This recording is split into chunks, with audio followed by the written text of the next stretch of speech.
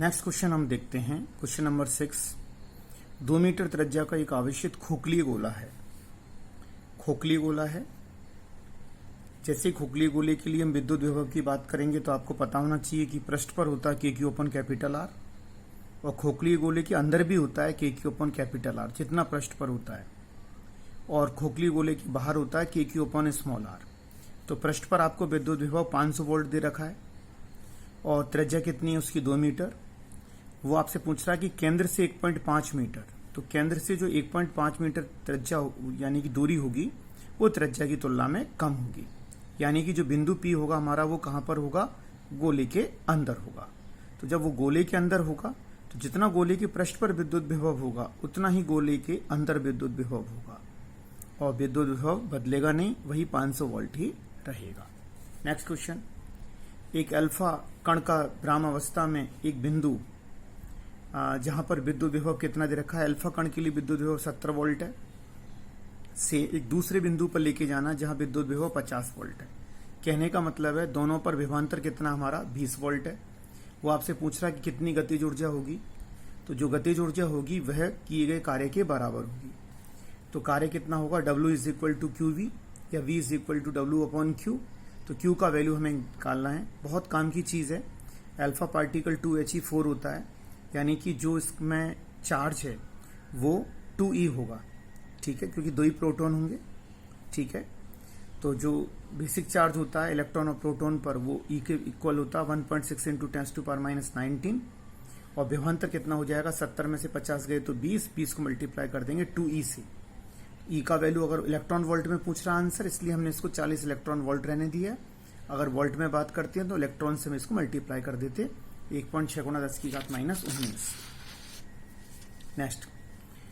एक ऐसे क्षेत्र में जहां विद्युत क्षेत्र की तीव्रता E का मान कितना दे रखा है आपको 0, तो विद्युत विभव का मान दूरी के साथ कैसे परिवर्तन होगा। तो E का जो वैल्यू होता है वो -dV/dr है। तो चूंकि आपको दे रखा है dV/dr का वैल्यू आपको 0 दे रखा है, यानी E का वैल्यू 0 तो ये पूरा 0 हो जाएगा। और बताइए किसका अवकलन 0 होता है, कांस्टेंट का। जब हम कांस्टेंट का अवकलन करते हैं तो आपको 0 प्राप्त होता है। तो V का वैल्यू क्या रहेगा, ऐसी कंडीशंस में कांस्टेंट रहेगा, अर्थात V का मान दूरी के साथ नहीं बदलेगा।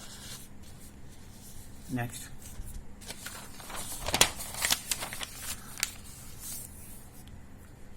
अब हम क्वेश्चन नंबर 9। समान पृष्ठ आवेश घनत्व, यहां पर पृष्ठीय आवेश घनत्व समान दे रखा है। से आवेशित दो चालक गोलों की त्रिज्या R1 R2 है, तो उनके केंद्र पर विद्युत विभव क्या होगा। जस्ट हमने जो पहले एक क्वेश्चन किया था उसका जस्ट उल्टा क्वेश्चन है ये। तो अब हम क्या कर रहे हैं, पहले पृष्ठीय आवेश घनत्व σ1 इज इक्वल टू σ2। तो Q1 4πr1 का स्क्वायर, Q2 4πr2 का square, 4π cancel, Q1 upon Q2 R1 का स्क्वायर अपॉन R2 का स्क्वायर। ये तो आपको गिवन है, दे रखा है। अब आपको V1 अपॉन V2 कैलकुलेट करना है। तो V1 अपॉन V2 हो जाएंगे KQ1 upon R1, KQ2 upon R2, K से K cancel, Q1 upon Q2 और R2 अपॉन R1। तो Q1 अपॉन Q2 का वैल्यू हमने यहां से पुट कर दिया R1 स्क्वायर अपॉन R2 का स्क्वायर। तो ये हमने पुट किया R1 स्क्वायर अपॉन R2 का स्क्वायर, R2 अपॉन R1, तो एक R2 से R2, तो वही आंसर आ गया आपका R1 upon R2। Next question. Question number 10 देखिए।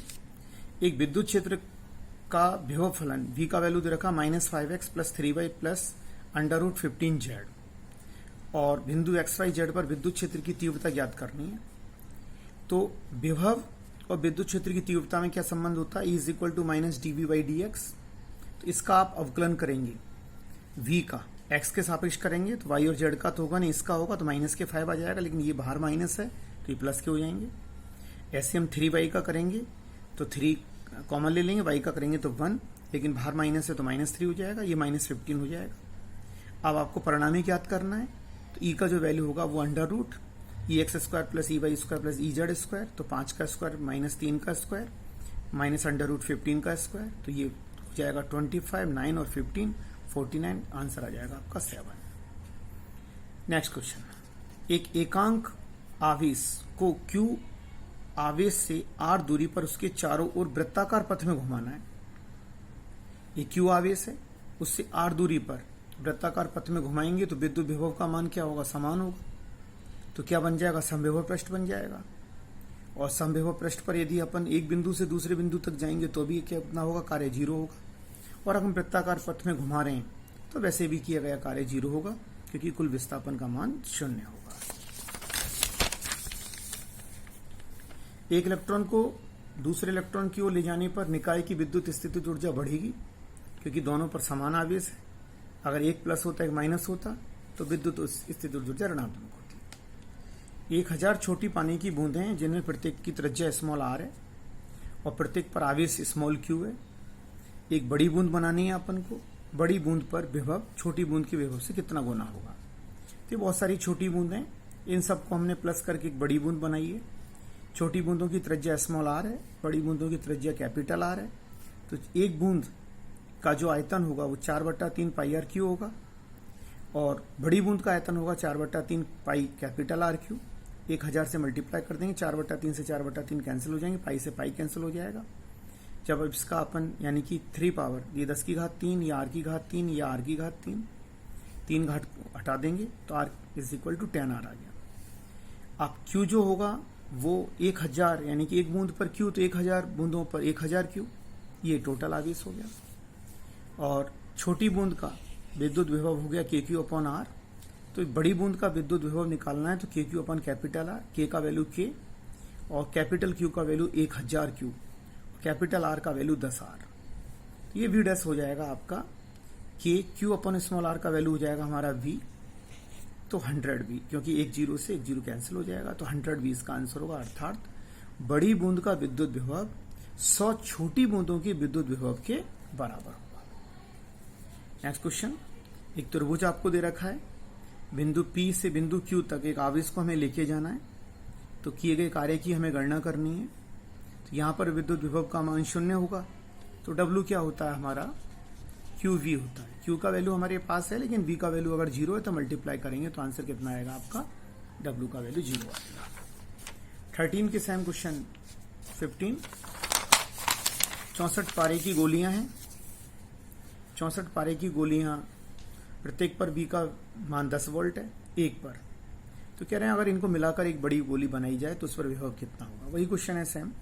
64 है छोटी छोटी, तो 64 का जो आयतन होगा बड़ी के आयतन के बराबर होगा।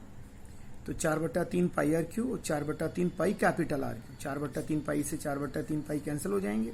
ये 64 यानी 4 की घात 3, ये R की घात 3, ये R की घात 3, तो R इज इक्वल 4R। और Q का वैल्यू 64 क्यू। अब V डैश हमें ज्ञात करना है, तो KQ/ कैपिटल R, K का वैल्यू K, कैपिटल Q का वैल्यू 64 Q अपॉन 4R। 4 से 64 16 बार कट जाएंगे और KQ/ स्मॉल r, यानी कि V स्मॉल का जो वैल्यू होगा वो KQ/r होगा। यानी कि अर्थात बड़ी बूंद का जो विद्युत विभव होगा वो छोटी बूंदों के, यानी कि 16 छोटी बूंदों के विद्युत विभव के बराबर होगा। लेकिन एक छोटी बूंद पर विद्युत विभव का मान 10 वोल्ट है, तो हम इसको मल्टीप्लाई कर देंगे तो 160 हो जाएंगे आपके,